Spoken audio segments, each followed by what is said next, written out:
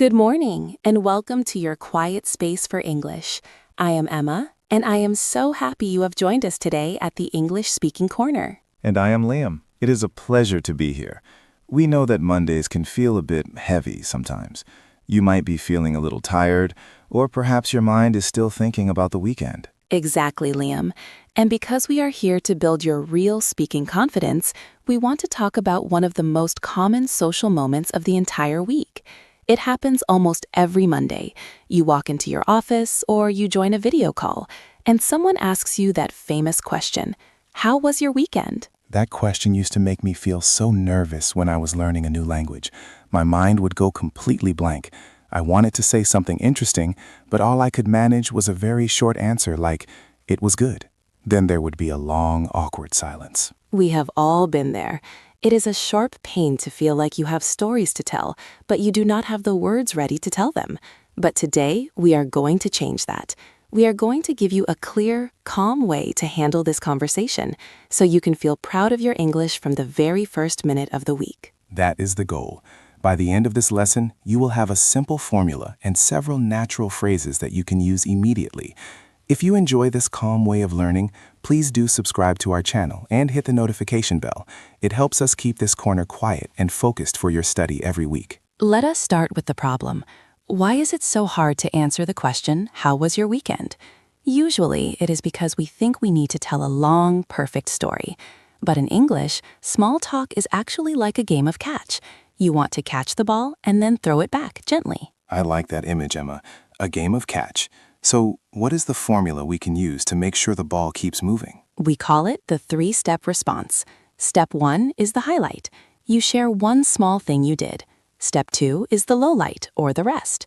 You mention how you felt or that you relaxed. Step 3 is the return. You ask the other person about their weekend. Highlight, rest, and return.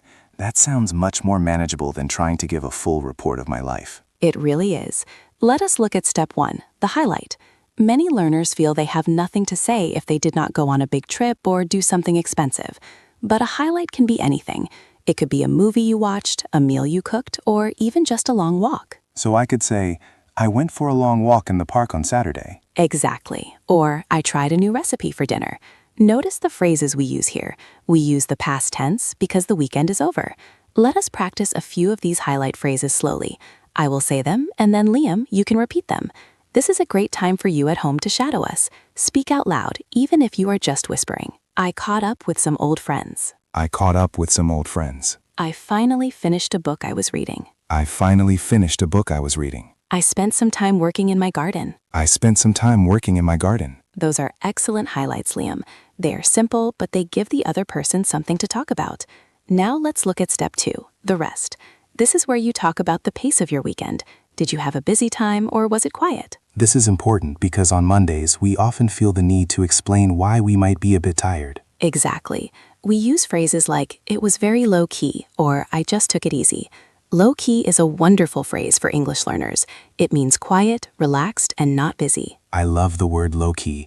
It sounds much more natural than saying, my weekend was not busy. It really does. Let us practice a few of these rest phrases. Listen to the rhythm of the words. It was a very low-key weekend. It was a very low-key weekend. I mostly just stayed in and relaxed. I mostly just stayed in and relaxed. I really needed some downtime. I really needed some downtime. Downtime is another great word. It refers to the time when you are not working and you can just recharge your batteries. Now we have step 3, the return. This is the most important part if you want to avoid that awkward silence Liam mentioned. You must throw the ball back. And the easiest way to do that is to ask, how about you? Or, did you do anything fun? Yes. Or if you want to sound a bit more professional, you can say, "How was your weekend?" Let's put all 3 steps together now for a scenario we call the quiet weekend. This is for when you stayed home and did not do much. Liam, imagine I am your colleague. I will ask the question and you use the formula. Good morning, Liam. How was your weekend? It was good, thanks. I finally watched that new documentary on Netflix, but mostly I just stayed in and relaxed. It was very low-key. How about you? Did you have a good one? That was perfect. It was clear, it was natural, and it was friendly. You gave me 2 pieces of information, the documentary and the fact that you relaxed, and then you asked me a question. It felt much better to have a plan. I did not have to search for words because I knew the 3 steps were coming. Let us break down those phrases Liam used. He said, I finally watched. The word finally is very useful in small talk. It suggests that you have been planning to do something for a long time. It adds a little bit of emotion to your story. It makes it feel like a small victory. I finally cleaned my kitchen. I finally called my parents. Exactly. And then he used the phrase, how about you? This is a very common way to return a question. You can also say, and yourself, but how about you is very friendly for the morning. Now, let us try a different scenario. Let us call this the busy weekend. This is for when you are on the go, which is a great phrase for being active and moving around. I like that phrase, on the go. It sounds energetic. Let us practice some phrases for a busy weekend. I was on the go all Saturday. I was on the go all Saturday. We went on a little day trip to the coast. We went on a little day trip to the coast. The weather was beautiful, so we made the most of it. The weather was beautiful, so we made the most of it. To make the most of something means to take full advantage of a good situation. If the sun is shining, you make the most of the weather by going outside. It is a very common expression in England, especially. It is true, we love to talk about the weather and making the most of the sun. So Emma, let us try the busy weekend dialogue. I will ask you this time. Hi Emma, did you have a nice weekend? I did, thank you. I was actually on the go quite a bit. I went on a long hike with some friends on Sunday, but I am definitely feeling it today. The weather was so nice, we just had to make the most of it. How about you? Was yours productive? That was great. I noticed you used the phrase, I am definitely feeling it today. What does that mean in this context? That is a very natural way to say that your body is tired or your muscles are sore because of the activity you did. It is a little bit of a joke. It shows your colleague that you are a human being who gets tired on Mondays just like they do. I think that is a very important point. Small talk is not just about exchanging information, it's about connecting with people. When you share that you are a little tired, it makes you more relatable. Precisely. Now, some of our listeners might be thinking, what if my weekend was actually bad? What if I was sick, or it rained the whole time, or I just had a difficult time? Do I have to pretend it was good? That is a great question. On a Monday morning, people usually want to keep things light. You don't need to share every detail of a bad day, but you can still be honest without being too negative. Right. You can use phrases like, it was a bit of a washout, or it was a bit of a struggle. A washout is what we say when it rains so much that you cannot do your plans. A washout. That is a very descriptive word. Or you can say, I was a bit under the weather. This is the classic English idiom for feeling a little bit sick, perhaps a cold or a headache. Let us practice these slightly more difficult responses. It was a bit of a washout because of the rain. It was a bit of a washout because of the rain. I was feeling a bit under the weather, so I stayed in bed. I was feeling a bit under the weather, so I stayed in bed. It was a bit of a hectic one, to be honest. It was a bit of a hectic one, to be honest. Hectic means very busy and perhaps a little bit stressful. If you had to do a lot of chores or deal with family problems, you can say it was hectic. It tells the other person that you might be a little tired today without needing to explain why. That is very useful. It sets a boundary but stays polite. Now, let us focus on our pronunciation for a moment. When we do small talk, the melody of our voice is just as important as the words. If I say, it was good, with a very flat voice, it sounds like I am bored or angry. But if the voice goes up a little bit at the end of the phrase, it sounds like you are open to talking. Yes, it is like a wave. It starts a bit higher, goes down, and then goes up when you ask the question. Let us practice that wave. Listen to how my voice moves. It was pretty quiet, actually. How about you? It was pretty quiet, actually. How about you? Did you hear how Liam's voice went up on you? That is the invitation for the other person to speak. It is the part of the game of catch where you throw the ball. Let us try it again. I went for a hike. It was great. And yourself? I went for a hike. It was great. And yourself? Perfect. That rise at the end makes you sound confident and interested in the other person. This is how you build real relationships in a second language. It is not about perfect grammar. It is about the feeling of the conversation. I agree. I have noticed that when I use that rising intonation, people smile more and they talk more. It makes the Monday morning feel much less like a struggle. Now, what if you are the one who has to start the conversation? Sometimes you are the first person in the office or the first person to join the call.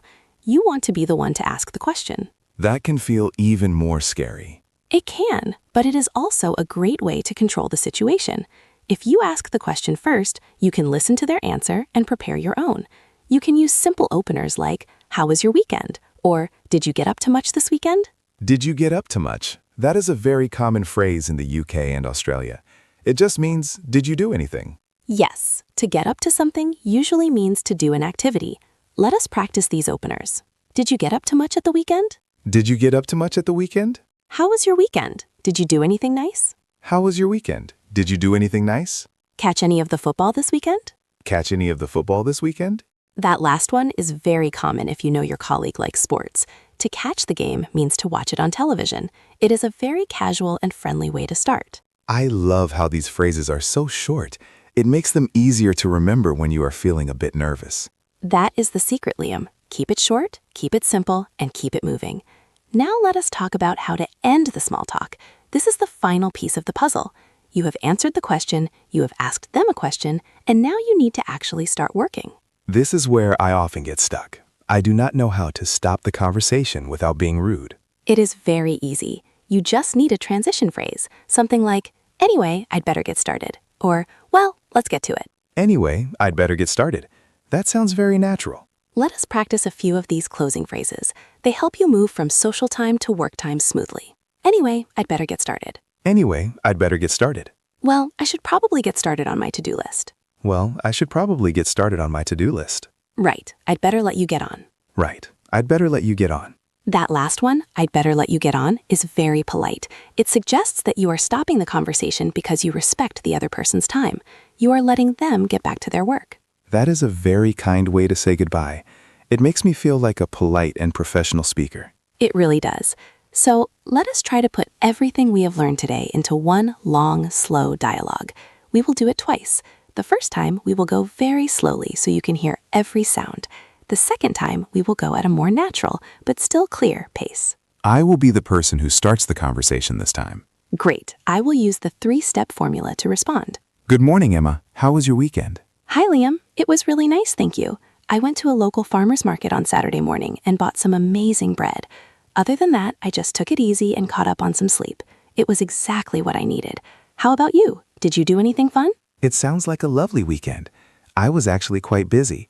I spent most of Sunday helping my brother move house, so I am a little bit exhausted today, but we got it all finished, which is the main thing. Oh, that sounds like a lot of work. I hope you can have a quieter week then. Well, I'd better let you get on with your morning. Thanks, Emma. You too. Let's talk later. Now, let us look at some of the smaller words in that dialogue. I said, "other than that." This is a great way to move from your highlight to your rest. It means apart from the thing I just mentioned. And I said, which is the main thing. This is a common way to end a story about a difficult task. It means the result was successful, even if it was hard. Precisely. These small phrases like "to be honest" or "the main thing" or "actually" are like the glue that holds English conversations together. They make you sound less like a textbook and more like a real person. I have noticed that in this corner, we focus a lot on that glue. It is what gives us the confidence to speak because we don't feel so stiff. That is exactly why we are here. We want you to feel that your English is a tool you can use, not a test you have to pass. If you are finding this helpful, please do remember to give this video a like. It really helps us reach more learners who want a calm space to practice. We have covered a lot today, Emma. We talked about the highlight, the rest, and the return. We talked about quiet weekends and busy weekends. We even talked about how to end the conversation. We did. And now I want to give our listeners a little bit of a deeper challenge. Sometimes on a Monday, you might feel like you don't want to talk at all. Maybe you are feeling very tired, or maybe you are just not in a social mood. We all have those days. Does that mean we should just ignore people? Not at all. That would be seen as a bit rude in an English-speaking environment. Instead, you can use what I call the shortcut response. You still use the formula, but you make every step very, very short. Can you give us an example? Sure. Someone asks, "How was your weekend?" You say, "It was quiet, thanks. Just stayed home. How about you?" That is so fast. It only took 5 seconds. Exactly. It is polite, it answers the question, and it returns the ball. But because your answer was so short, the other person will usually understand that you are not ready for a long chat. It is a very useful social skill. Let us practice those shortcut phrases. They are great for when your energy is low. It was pretty quiet, thanks. It was pretty quiet, thanks. Not too bad, thank you. Not too bad, thank you. Just the usual, really. Just the usual, really. The usual is another great phrase. It means you did the things you always do, like cleaning, shopping, or resting. It is a very safe answer. I use the usual a lot when I am tired. It is a very helpful phrase. Now, let us think about the vocabulary of the office on a Monday. We've talked about the social part, but there's also the work part. Sometimes small talk happens while you are waiting for a meeting to start. Oh, that is a common one. You are sitting in the room or waiting in the digital lobby, and everyone is just looking at each other. That is the perfect time to use these phrases. It fills the silence and makes the atmosphere much more comfortable. You could even talk about the weather if you don't want to talk about your weekend. Ah, the weather, the favorite topic of every English speaker. It really is. You can say, "Can you believe this rain?" Or, "It's a bit cold for May, isn't it?" These are called tag questions. You make a statement and then add a little question at the end. Isn't it? Or don't you think? Yes, let us practice a few of these for the office. It's a bit of a gray start to the week, isn't it? It's a bit of a gray start to the week, isn't it? I can't believe how much it rained last night. I can't believe how much it rained last night. Hopefully it clears up by the afternoon. Hopefully it clears up by the afternoon. To clear up means the rain stops and the sun comes out. It is a very hopeful thing to say on a Monday morning. It really is. I feel more positive already. Emma, we have talked about so many phrases today. How can our listeners make sure they remember them when they actually need them tomorrow or next Monday? That is the most important part of learning. You have to move the words from your head to your mouth. My suggestion is to pick just one scenario that fits your life.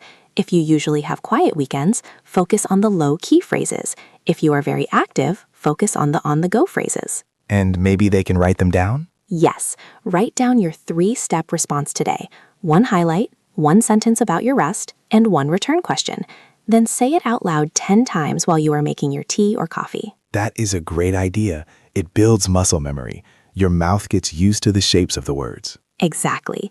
And when Monday morning comes, you won't have to think. Your mouth will already know what to do. You will find that the words just come out naturally. I remember when I first started doing that. It felt a bit strange to talk to myself in the kitchen, but it made a huge difference when I actually got to work. I felt like I had a secret weapon. It is a secret weapon, and the more you do it, the more confident you will become. Soon, you won't just be surviving Monday morning conversations, you will be enjoying them. That is the transformation we want for everyone listening, to go from feeling nervous and quiet to feeling connected and capable. We should also mention that it is okay to make mistakes. If you say the wrong tense or if you forget a word, it is not a problem. Most native speakers are just happy to be having a friendly conversation. They are not judging your grammar. That is so true. Most of the time, they are probably thinking about their own weekend and their own coffee. They are not looking for mistakes in your English. Exactly. So let us do one final review of our favorite phrases from today. We will go through them one last time, very clearly. Highlight phrases. I caught up on some reading. I went for a nice walk. I tried a new cafe. I caught up on some reading. I went for a nice walk. I tried a new cafe. Rest phrases. It was very low-key. I just took it easy. I had some much-needed downtime. It was very low-key. I just took it easy. I had some much-needed downtime. Return phrases. How about you? Did you do anything fun? How was your weekend? How about you? Did you do anything fun? How was your weekend? Closing phrases. Anyway, I'd better get to it. Well, I'll let you get on with your day. Right, time to start the week. Anyway, I'd better get to it. Well, I'll let you get on with your day. Right, time to start the week. You have done such a great job today. This was a long lesson, but these are the skills that make a real difference in your daily life. They really do. Before we go, we have a little mission for you. We call it the Monday Mission.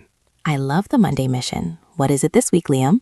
Your mission is to use at least one phrase we learned today in a real conversation.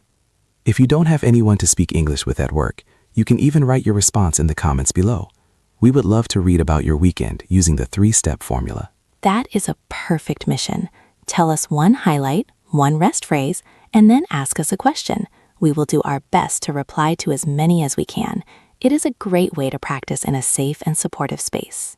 And if you found this calm, slow style of learning helpful, please do share this video with a friend who is also learning English. We want our corner to be a place where everyone feels welcome and relaxed. Thank you for spending this time with us. Remember, every time you practice, your English becomes a little bit smoother and your heart becomes a little bit more confident. You are doing a wonderful job. You really are. It's not about being perfect. It's about showing up and trying. One episode at a time, you are becoming the English speaker you want to be. We are very proud of your progress. Have a wonderful, calm, and confident Monday. Have a great week, everyone. We will see you next time in the corner. Take care of yourselves and keep speaking. You have the words and you have the voice. We will talk to you soon. Goodbye for now. Goodbye.